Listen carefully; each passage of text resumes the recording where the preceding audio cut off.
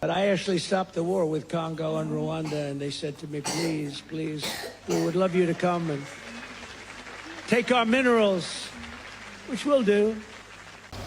Vous venez de l'entendre par vous-même, Donald Trump, devant des milliers d'Américains, devant la presse américaine, vient de dire, d'avouer que ce n'est pas de sa faute ni de sa volonté, que c'est de la volonté des présidents africains du Rwanda et de la RDC, Paul Kagame et Félix Tshisekedi, qui ont invité le gouvernement américain, qui ont invité l'armée américaine à venir à l'est de la RDC pour piller les richesses de la RDC, les minerais de la RDC, au profit des États-Unis, en échange d'un accord de paix que les États-Unis allaient garantir, imposer entre la RDC et le Rwanda. Donald Trump dit clairement que vous nous avez invités à venir vous piller et nous allons le faire sans état d'âme. Nous savons tous, quand on parle de minerais, invitation à venir piller les minerais, que ce n'est pas les minerais du Rwanda qui vont être pillés, c'est bien les minerais du Congo qui vont être pillés et qui sont pillés depuis plus de 30 ans. Maintenant, la question qui se pose aujourd'hui, c'était en échange d'un accord de paix qui aujourd'hui, nous le savons, est un échec cuisant. Un autre échec de la diplomatie de Félix-Antoine Tshisekedi. Depuis ses 2 mandats, il enchaîne les échecs diplomatiques. Sa politique internationale va d'échec en échec. Un pays en crise avec le conflit le plus meurtrier depuis la Deuxième Guerre mondiale, avec un conflit le plus long depuis la Deuxième Guerre mondiale, plus de 25 ans de conflit, on va dire d'agression, car c'est le Rwanda qui agresse la RDC depuis plus de 25 ans, avec plus de 6 millions de morts officiels, avec les atrocités et les crimes des guerres les plus atroces et les plus horribles de l'histoire d'humanité, le V comme arme de guerre, les mutilations génitales et autres actes de barbarie et crimes contre l'humanité qui sont commis à l'est de la RDC, qui est même reconnu mondialement par l'UNESCO comme capitale mondiale du V. Maintenant, les États-Unis ont été appelés au secours par le Congo. Oui, j'affirme que ça a été appelé par le Congo parce que dans ce conflit, le Rwanda n'a aucun intérêt à vouloir la paix, car le Rwanda se trouve depuis longtemps en position de force. C'est celui qui est en position de faiblesse et qui va demander de l'aide.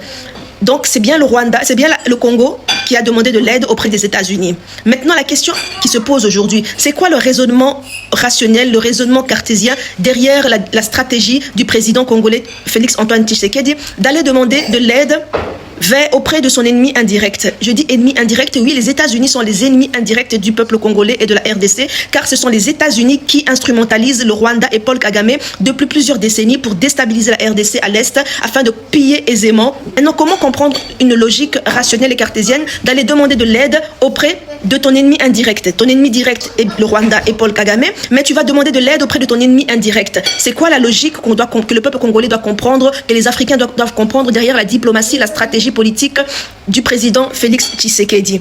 Est-ce que sur la scène internationale, il n'y a pas de puissance mondiale, il n'y a pas de coopération militaire capable à la hauteur de l'enjeu de la RDC, de la crise en RDC, comme la Chine, comme acteur économique, comme la Russie, comme acteur stratégique militaire? N'était-il pas plus judicieux, plus stratégique, plus intelligent d'aller voir du côté de la Russie, qui n'est pas un ennemi indirect ni direct du Congo, qui s'est toujours montré comme allié fiable des pays colonisés?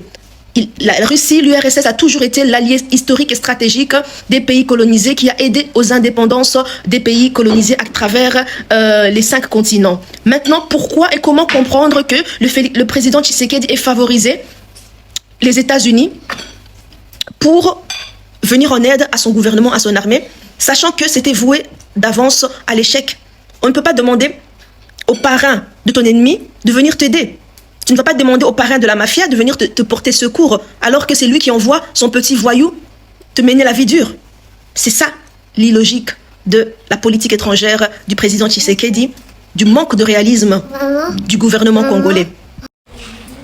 Pourquoi je dis que la diplomatie de Félix Tshisekedi depuis 2 mandats, sa politique étrangère est un échec cuisant? Il va d'échec en échec parce que justement au lendemain de ces accords de paix signés ou entérinés aux États-Unis, on apprend que la ville d'Uvira est tombée, une ville qui mène tout droit vers le contrôle de la région du Katanga, qui est le poumon économique de la RDC.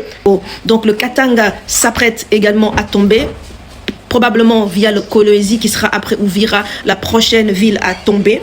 Et malheureusement, plusieurs questions, plusieurs interrogations. Qu'est-ce que Félix Tshisekedi a été faire comme deal aux États-Unis? Est-ce que c'était un deal pour sauver le pays, le Congo, son pays, le peuple congolais, ou un deal pour ses intérêts personnels, pour se sortir lui-même et sa famille et se mettre à l'abri? Maintenant, s'il y a eu trahison, l'histoire nous le dira. Mais les signes qui sont observés et observables est que Le gouvernement, le régime actuel court vers sa fin, est en train de connaître sa fin. Et dans cette fin, encore le peuple congolais va payer le prix le plus cher de ces multiples trahisons. Le problème du Congo, c'est ces dirigeants, ces politiciens qui manquent de patriotisme. C'est des trahisons internes avant que ça soit externe. C'est ses dirigeants, c'est sa population, c'est son peuple, ce sont ses élus. C'est ça le véritable problème de la RDC. Et malheureusement, tant que le peuple ne décidera pas de se prendre en charge, de se prendre en main et de punir et de sanctionner et de mettre au pouvoir ces véritables élus, ce cycle de chaos et de pauvreté et de désastre ne fera que continuer.